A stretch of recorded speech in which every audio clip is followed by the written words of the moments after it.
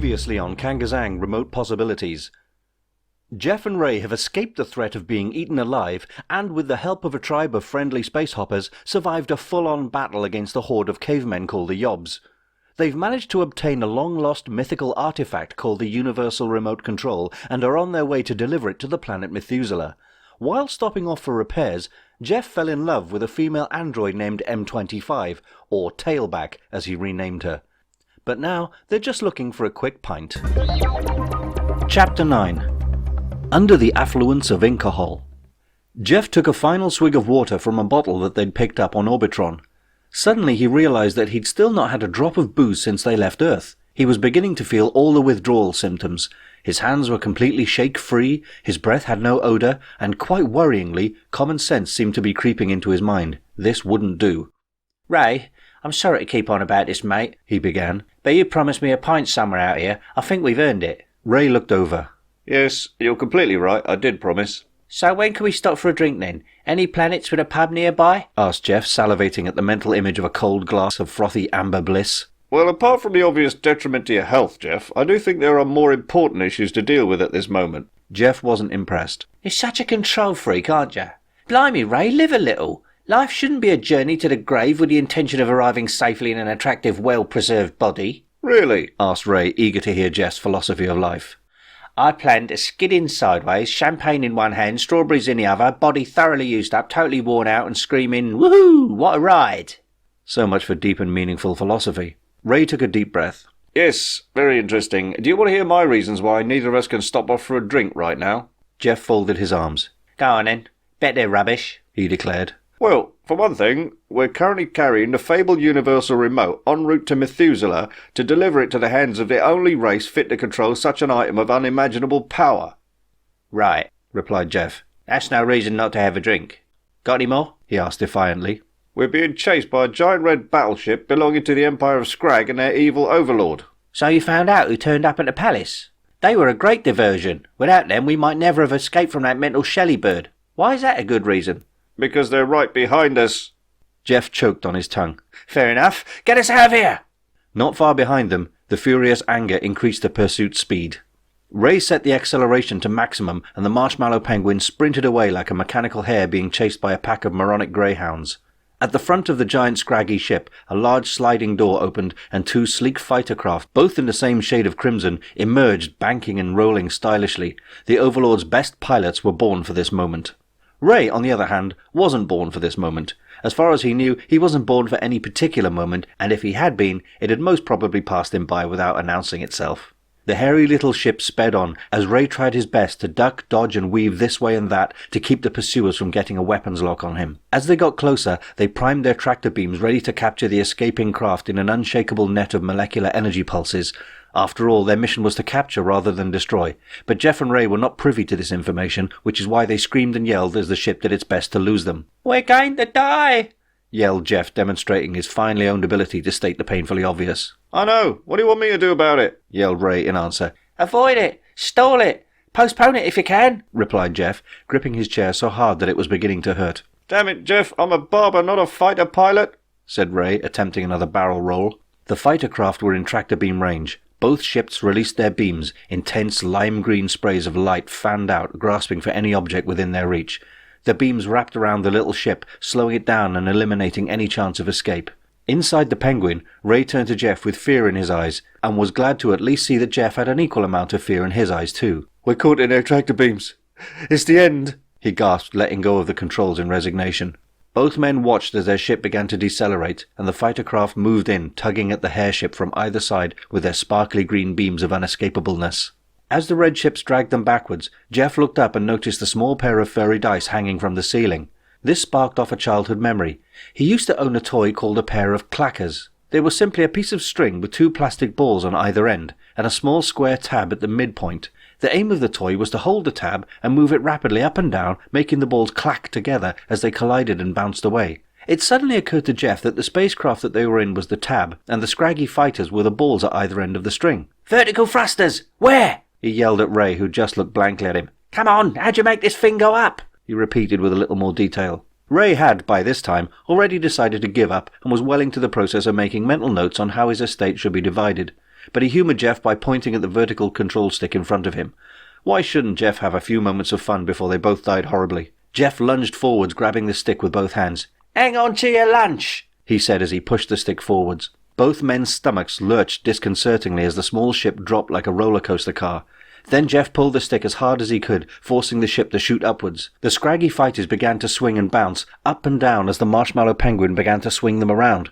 The pilots inside, having already experienced the moment that they were born for, soon realized that this moment was not on their life's agenda and began to fight with their own systems and levers to try and regain some kind of control over their trajectories. But Jeff kept on. He pushed and pushed the stick wildly, while Ray gulped back the contents of his stomach. The three ships performed a strange bouncing dance, dragged along by the momentum of Jeff's insanely erratic flight plan. Suddenly, the two fighter ships found themselves about to collide. Instinctively, the panicking pilots engaged their deflection shields at full power to prevent against total destruction, but the combined effect and power drain on the ship's systems served to disable the tractor beams. The string had snapped. The fighter pilots deafened each other with their cries of terror as their ships collided. Saved from damage by their shields, the two ships bounced away from each other, spinning out of control. Underneath them, the Penguin, having suddenly been freed from its tethers, flew off in the opposite direction, also spinning wildly as it disappeared into the blackness of deep space. Jeff and Ray had blacked out during the interstellar tug-of-war. Their ship had stopped spinning and was drifting gently towards the only gravity source nearby, which was a huge planet surrounded by a ring of asteroids. The planet itself was a giant. Covered in continent-sized patches of monochrome shades, it looked like a morbidly obese Frisian cow. Jeff came around first and sat up. Looking around, he realized that he'd been flung from his co-pilot's seat and was lying on the floor a few feet from Ray, who was still out cold. Perhaps he'd suffered some sort of concussion. Crawling over to Ray, he checked that the man from KANGAZANG was still breathing. To his relief, he was. Jeff stood up on wobbly legs and staggered over to the water recycling unit. He grabbed a small plastic cup and filled it. Swigging down 2 cupfuls, he refilled the cup and went over to Ray, throwing the contents into the unconscious man's face. Ray sat bolt upright with a scream. "I'm drowning!" Jeff crouched at his side. "You all right, mate?" Ray looked around. "I don't know. Where are we? What happened? Are we dead?" "No, mate, we made it. I don't know how, but we're free and in the clear," enthused Jeff in incredulous wonder. Ray got to his feet, assisted by Jeff's arm. "Oh, brilliant. He smiled. Let's see where we are then," he said, sitting back in the pilot's chair. "So, where are we then?" asked Jeff, staring out of the mottled planet and its asteroid belt. "Well," began Ray, going through the screen-displayed star charts, "I'd say no idea whatsoever." "What? Ah, that's just brilliant, that is," said Jeff, his heart sinking. "But this might interest you. Look," said Ray brightly, tugging at his sulky friend's sleeve. Out in front of them lay the huge asteroid belt, composed of millions upon millions of flying rocks of all sizes. One very large one was illuminated by lights and spun slowly like a mirrored disco ball. Jeff looked at the twinkling rock and squinted. "What's that?" he asked. Ray had begun to pilot the ship towards it, skillfully managing to avoid being hit by the other rocks. "That, my dehydrated friend, is a sight for your sore eyes." Jeff rubbed his sore eyes. "Meaning what?" Ray smiled in anticipation of Jeff's reaction. "Meaning, the first round is on you." Jeff jumped out of his seat like a small boy on Christmas Day. "Woohoo! A pub! A pub!" he beamed. The ship approached the meteoroid cautiously and managed to set down in the mouth of a large crater. Jeff and Ray sat and watched as their ship was swallowed by a large hemispherical dome that came up from both sides. Then they saw a row of green lights illuminate the landing platform, just as they had on Orbitron, which indicated that the air was a breathable cocktail of gases. Jeff unbuckled his seatbelt and raced to the door, hopping from one foot to the other like a dog that was desperate to be let outdoors. The entire rock was quite large, and so the gravity was slightly less than normal. Jeff felt strangely lighter as the door opened and he stepped out onto the platform. In fact, he was only half his normal 12 stones, which meant that the meteoroid that they had landed upon was approximately half the size of Earth. Looking out, Jeff could see a tunnel carved in the walls of the crater, leading off to what looked like an illuminated subterranean cavern. Ray locked the hatch of the spacecraft and joined him on the platform. "Told you we'd be fine," smiled Ray to his excited friend. Excited was hardly the word, especially as Jeff's largely neglected nostrils could detect a faint but familiar aroma.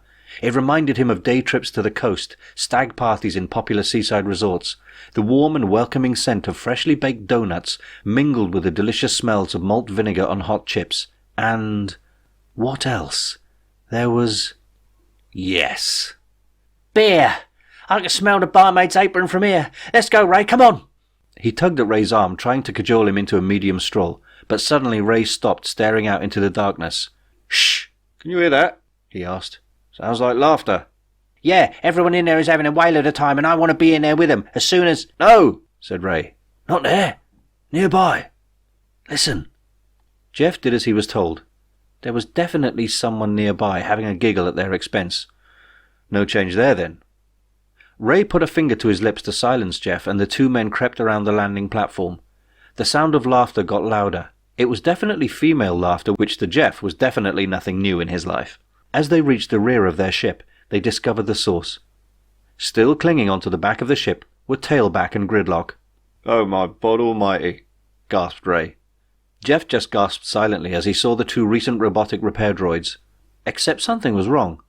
Gridlock was shivering in fear, while Tailback was hooting with laughter. Come down from there, will you? Called Ray. Both Orbots climbed down and stood in front of them. Tailback had calmed her laughter down to a suppressed giggle, and Gridlock had regained some courage. He still looked shaken up, though. Well, it's nice to see a familiar pair of faceplates, said Ray, scratching his cranium in confusion. How in the 7 shimmering suns of Salsagara did you two manage to stay on my ship all this time? Gridlock spoke up first. We magnetized our casings to your inner hull. I was against the whole idea, but Tailback wanted to get out and see the galaxy. I'm so sorry, Mr. Ray. He hung his head in shame. Ah, well, that's all right, said Ray comfortingly. Why didn't you just ask for a lift? It would have been much easier. I know. It was the most terrifying experience of my operation period. I thought we were going to be thrown out into space or blasted into our component parts by those fighters that attacked you. He resumed his uncharacteristic trembling. What about you? Said Ray to Tailback, who was still sniggering quietly. It was the funniest thing I'd ever seen. We bounced up and down, and when Grid stopped smiling and began screaming, it was brilliant. She hooted a loud laugh once more, which made Jeff chuckle. Here, Ray, I think we've sorted their personality disorders out, he said. His statement was met by Gridlock bursting out with laughter so loud it made him jump. Tailback responded by screaming and running off away from everyone. Nice try, laughed Ray. The two Orbots were instructed to stay in the Penguin by Ray, although Jeff had a deviant urge to take Tailback with him, just to see if he could get her intoxicated in some way. But when she explained that alcohol had no adverse effect on her neural pathways, he resigned himself to going it alone. It wouldn't do to be outdrank by a female, let alone a female Orbot. He'd never live it down. As they left the docking bay area, they entered a cavern. It was, for want of a better word, cavernous. It was lit with millions of different neon signs, mirror balls, and every doorway was a new nightclub, pub, or drinking den, each one crammed to the rafters. What do you think of that, then? Asked Ray to a near-speechless Jeff. My God, it's full of bars. They walked deeper into the cavern toward the sights of neon and revelers, the sounds of partying and music, and the ever-present smells of fish, chips, beer, cheap perfume, and inexpensive lavatory arrangements. Walking down the high street, one could easily make the mistake of thinking it was a war zone. There were several small fights, with crowds standing around them hailing the combatants to kill each other. Girls of all shapes, sizes, colours, species, and moralities walking past with arms locked, garishly screaming obscenities, and bottles flying across the path, barely missing people. Truly disturbing images of a society in serious decline. Hey, exclaimed Jeff, looking around wild-eyed. Remember you said you'd never go to Swansea? Ray nodded cautiously. Go on, he urged. Next best thing, laughed Jeff, scanning the caverns for a suitable drinking spot. Ray just groaned and kept walking, trying not to get hit by flying bottles as they wove their way into one of the bars. For Jeff, this was another first among his many new experiences. He was standing in a pub. Okay, no big deal. A pub where everyone was drunk? Still no big deal. A pub filled with a myriad of alien occupants approximately 56,000 light-years from the Red Lion in his hometown? Possibly the largest of deals. The place was definitely popular. Music played out of an odd-looking moulding on the wall. Patrons would step up to it, place a hand, claw, probe, or tentacle upon its sensor pad, and the music would change, just like a jukebox, and yet so unlike one at the same time.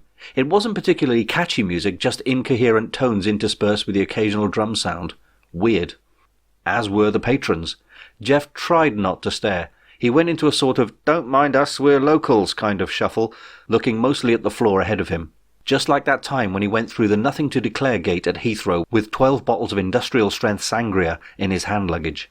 But as he followed Ray to the bar, his eyes skipped from person to person.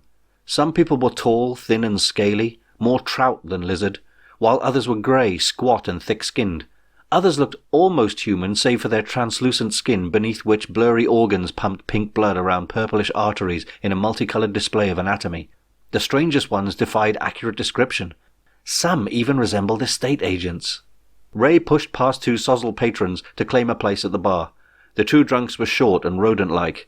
Large incisors hung over their lower lips, and a fine reddish fur covered them all over. Gerbils. Jeff squeezed in next to Ray as the gerbils muttered quiet curses and slurred references to Jeff's mother.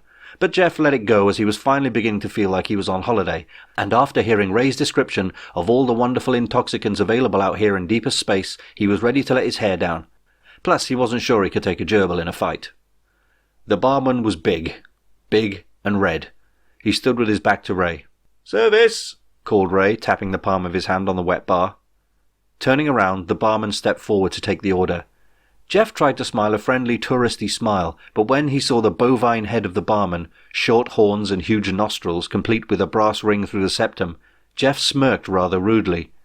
He tried his best to remain calm, but this place was a menagerie of mixed-up species. The fish people, rhinoceros things, gerbils, and now a large crimson cow was serving them drinks. The barman had seen it all before and ignored Jeff's tittering. Ray turned to his drinking buddy and pointed a stern finger at him. "Behave yourself, or we're back in the ship, got it?" Jeff nodded in a suitably embarrassed fashion. Ray got on with the ordering. "2 Scuzzmeisters, please." The cow snorted at Jeff a little and turned around to pick up some largish glasses. Luckily, evolution had provided him with 3 digits on each hand instead of the hooves one would expect. He poured the drinks, identical to lager, thankfully, and placed them in front of Ray. $12.50, grunted the cow. Ray pulled out an octagonal plastic credit card and handed it over. "Kangazanian Express?" he asked the barman. That'll do nicely, came the reply. Jeff studied their surly bartender. He looked quite demonic, being a deep shade of scarlet, muscular and with his horns on top. It made sense not to annoy the devil anyway. They'd had enough near-death experiences to last them a while. But Jeff was possessed by one nagging thought, one tiny impulse to open his mouth and say something puerile. It had to be done. He picked up his glass and took a sip, waiting for the barman to saunter off. Then he winked at Ray. Should have asked for a Red Bull. Inside the Marshmallow Penguin, Tailback and Gridlock were doing what they did best. Aside from Gridlock's occasional laughter and Tailback's shrieks of fear, they repaired and improved the inner workings of the spacecraft as best they could. Gridlock looked at Tailback and smiled. This is our dream. We're finally away from Orbitron and existing like real fleshies, aren't we? Tailback nodded. Yes, although we haven't really done much since we left. Do you think we should take this opportunity to move on and find our own way? Perhaps. But it would be better to strengthen our companionship with the humans. They've been very good to us, haven't they? Jeff certainly seems to like you. Tailback looked a little coy. Oh, he's a long way from his home too. Everything's new to him, and from what you told me about him, his female cohabitant unit had disengaged their union, so he's clearly a little... What was the word? Pathetic? Said Gridlock. No, not quite. Stupid? Not really. Lovelorn, then? Yes, that's it, lovelorn. Does it concern you that he seems affectionate towards me, Grid? You refer to jealousy, said Gridlock, his pleasant expression not changing. No, I feel nothing of that emotion. We are merely cohabitants, bonded by our similarities and defects, but not emotionally entangled like fleshies are. I think the most efficient description of our relationship would be free agents. Would that be accurate? Tailback nodded. I suggested that we were siblings. Gridlock considered this for a moment. He smiled in acceptance. Siblings? Heh, yes. You're my sister then. Heh, we're practically human. When in roaming mode, do as the carbon units do? Asked Tailback. Gridlock smirked. Then he laughed. Then he laughed some more. Tailback joined in, beginning to feel a little more human too. Suddenly, both Orbots stopped laughing. They stopped moving. They stopped thinking. Unknown to any organic life forms on the asteroid, the entire sector of the galaxy was being bombarded by a powerful electroneural inhibitor field. Very similar to an electromagnetic pulse, the field targeted the brain data waves of any sentient artificially created humanoids in the vicinity, effectively rendering them blank and open to suggestion. The waves of energy raced through the minds of both the Orbots, disrupting all their voluntary actions. New instructions were being piped into them without their permission, and location coordinates were sent back to the source. And over a light year away, the source of the inhibitor field prowled through the stars, sniffing out the two rogue machines like a shark that had detected a drop of blood in the water. Only this shark was a big red spaceship called the Furious Anger. In the noisy lounge of the extraterrestrial pub, which Jeff managed to find out was named Drunky Balunky's Intoxication Emporium, or more commonly known as Drunkies, Jeff and Ray sat at a small hexagonal table near a corner. Jeff was liking the place more and more. The beer was all that Ray had promised, tasty beyond belief, cold and smooth to drink, yet it still didn't taste like any earthly beer. What do they make this stuff out of? He asked Ray. Well, for the most part, said Ray, settling back in his chair and holding his litre glass up like a connoisseur. Water. But, as you know, that's not all. Various other chemicals and natural items are blended using a unique fermentation process that... Oh, hang on, Professor, said Jeff. What? I wanted to know what's in it, that's all. I didn't want a scientific analysis. Ray looked affronted. Oh, all right. Put your glass down first. No need, said Jeff, chugging the remaining half-litre in one go, then burping impressively. Well, for generations, brewers have found that in order to achieve the very peak of... Ray was off on one again. Jeff waved his hands in protest. Stop, just tell me what it's made of, will ya? No, said Ray flatly. Why? Asked Jeff, feeling ripped off. I'll tell you why, Jeff, said Ray, leaning forward to get a lot closer. Because you've been going on about getting a drink constantly since we left Earth, and now I've managed to provide you with a pub, a chair and a beer. I'm not going to be the one to spoil your obvious enjoyment by revealing the ingredients. I take it you're enjoying it? Yeah, it's lovely, but... Good. Shut up and get another round in then, ordered Ray, handing him the credit card. Jeff grabbed both glasses and stood up, shaking his head in bewilderment. He walked to the bar, beginning to sway a little. Whatever the drink was made of, it was having the desired effect. Perhaps, he thought, it might be the lower gravity helping the alcohol, or whatever they put in it, to get into his bloodstream. Standing at the bar was a pair of girls. They looked like girls anyway. Long, silken hair, curves in all the right places, reassuringly familiar chest bumps and light, pleasant-sounding voices. Unknown to Jeff, they weren't technically girls. In fact, they were indies, androgynous beings from that part of the galaxy. The universe has a lot of non-gender-specific people. The term indie derives from the word indeterminate. But, as we have established, Jeff was neither in possession of this information nor was he fussy. Plus, he was tipsy, in good spirits, and for all intents and purposes, on the pull with his new best mate. Locking his features into a smarmy grin, Jeff sauntered up and slotted himself between the two indies. Evening, ladies, he began. Had he received just the one slap, it probably wouldn't have hurt so much. Ray drummed upon the tabletop with his hands as he waited for Jeff to return. He looked over at the door and watched as a tall and thin man walked in. The man was dressed in a colourful cloak which went down to the floor. His face was deathly pale, and his sunken eyes looked watery and somehow sad. This sombre visage was framed by lank, straight hair, black as night and greasy as kebab meat. The combined effect looked more like the sullen head had been stitched onto the body of a more vibrant and colourful person in a bizarre experiment. Ray watched as the figure scanned the room, then glided along and sat, without purchasing a drink, at a nearby table. At that moment Jeff returned, bearing 2 fresh glasses of booze and 2 red cheeks. I just got slapped. Twice, he said, handing Ray a glass of the lovely liquid. Ray looked over and saw that the pale man was looking in his direction. He raised his fresh litre in salute. Cheer up, mate. Might never happen, he said with a smile. The man's solemn face didn't register the slightest flicker of emotion. Ray noticed. Bugger you then, muttered Ray, chugging back some more beer. He looked at Jeff and smiled. I know what'll liven this lot up a bit. Ray delved into his coat pocket and pulled out his top hits of the 80s compilation CD. Party on, dude! Yelled Jeff. Back at the Marshmallow Penguin, Tailback and Gridlock sat perfectly still. Their minds were being scanned, interrogated, scrutinized, and rogue software, viruses, were piped in. A great distance away at the other end of the transmission, the scraggy cruiser closed in. Overlord Kelvin strolled into the bridge, wearing his father's scarlet and gold robes of office, complete with an ornate hat upon which lay a banana. Previously idle soldiers snapped to attention as he passed. Commander, report please, he called. The scraggy military commander walked briskly up to face his monarch. My lord, we've scanned the local wavenet and had a stroke of luck. The planet Orbitron has been broadcasting a missing Orbots message. It seems that 2 of their surface operatives have left the planet without authorization. Kelvin's eyelids felt heavy. Really? Why are we concerned with Orbots again? he mused. Well, the runaway Orbots escaped by stowing away on a small ship, the one that escaped us outside Profania Alpha. We've confirmed that the occupants of the ship are named Jeff Spooner and Barbara Ray Sprambladak Fastalon Scump. Kelvin stifled a giggle. What a ridiculous name. Ha! Spooner.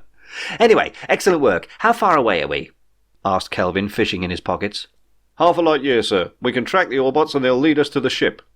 Kelvin kept searching his extravagant robes for any possible pocket that he might have missed. Good. Make it so, Commander. The officer remained there, saying nothing but looking as if he wanted to say something. Something pretty important. Did you not hear me? I said let's go there now, said Kelvin, rather annoyed at the apparent insolence of his commander. At great personal risk, the officer spoke out. My lord, there is a problem. The fugitives are in the vicinity of Emo Prime, possibly on the planet as we speak. Kelvin's expression screwed up, denoting his total non-comprehension. Sir, Emo Prime has the largest space armada after our own. It wouldn't do to upset them, as they might possibly destroy us in a conflict. Kelvin, being less of a strategist and more of a cowardist, understood. Oh. Well, that's a problem. What do you suggest then? We're currently establishing a remote control link with the refugee Orbots. They'll do whatever we tell them to. I thought we could try and use them to retrieve the fugitives from the Emos rather than cause an intergalactic incident. Kelvin patted his chest and thighs, still looking for something. Yes. Good idea. Before you go, Commander, one question. Yes, my lord, replied the officer. Have you seen my banana? It's on your head, my lord, replied the officer with all seriousness. Kelvin felt his hat and retrieved the banana. Excellent work, Commander. Now, to work. The bar at Drunkie's was busier and noisier than before. Cheers and laughter rang out. The unmistakable sound of mid-1980s pop music also rang out, courtesy of Ray's compilation CD, which had somehow been forced into the jukebox, and miraculously it played perfectly. Most of the patrons were standing now, gathered around the corner table where Ray and Jeff had been sitting. Now they were standing too, but they were atop the dangerously wobbling table, both men completely smashed and singing badly. The crowd cheered and waved their arms in encouragement. Jeff was belting out his slurred rendition of Especially for You, the chart hit for Kylie Minogue and Jason Donovan, with Ray taking the Donovan role in the duet. And now we're back together, they wailed, trying and failing to maintain a coherent melody. Jeff slipped on a damp beer mat and fell off the table into the assembled throng. Luckily they caught him and he found himself crowd surfing, held aloft by the crowd's hands, claws, tentacles and fins. Ray saw Jeff whooping in delight as he bobbed along on the crowd and thought, rather dizzily, that he'd follow suit. He leapt off the table, spinning around in mid-air so as to land on the crowd back first. The crowd had other ideas and parted like the Red Sea, allowing Ray to crash unceremoniously onto the floor. The pain was minimal, as the gravity kept him from landing as hard as he would have done had he been on Earth, so he lay there for a moment giggling in hysterics. Some of the party people helped him to his feet, and he looked around the room, noticing that Jeff had surfed all the way to the bar and was now standing upon it, attempting to upstage Elvis with his own rendition of Jailhouse Rock. He also noticed that the sullen, white-faced man in the multicolored cloak had been joined by some more of his species, about 20 in total. Like the first man, they stood watching in silence with a look of disgust on their faces. Ray thought it best that he address the situation. He stumbled through the swaying crowd, burping and hiccuping, until he got to the group of pallid party poopers. Come on, fellas, let your hair down, bawled Ray, wobbling uncontrollably. He noticed that their hair was already let down. Oh, brilliant. Come on then, who wants a drink? I'm buying. Scuzzies all around, is it? The group dispersed. 2 went to the door, closing and locking it. Then all of the coloured cloaks came off, revealing black, functional outfits. Each man drew a gun from a side holster. One of them raised his aim and blasted the wall-mounted speaker, killing the music instantly. The crowd settled down just as quickly. The first of the pale men addressed the crowd. This is a police raid. All of you are under arrest under the Anti-Joviality Act of Emo Prime law. Anything you do or say to have further fun will be used in evidence against you. Jeff looked at the police officers from his vantage point at the bar. Oi, Dracula, what are you doing? He called out to the arresting officer and was promptly shot with a stun beam. He toppled off the bar and crashed right through a table underneath him. Ray saw this and grabbed the arm of the officer who blasted Jeff. You can't do that, he protested. They could, and they did. Ray hit the deck face first. End of Chapter 9.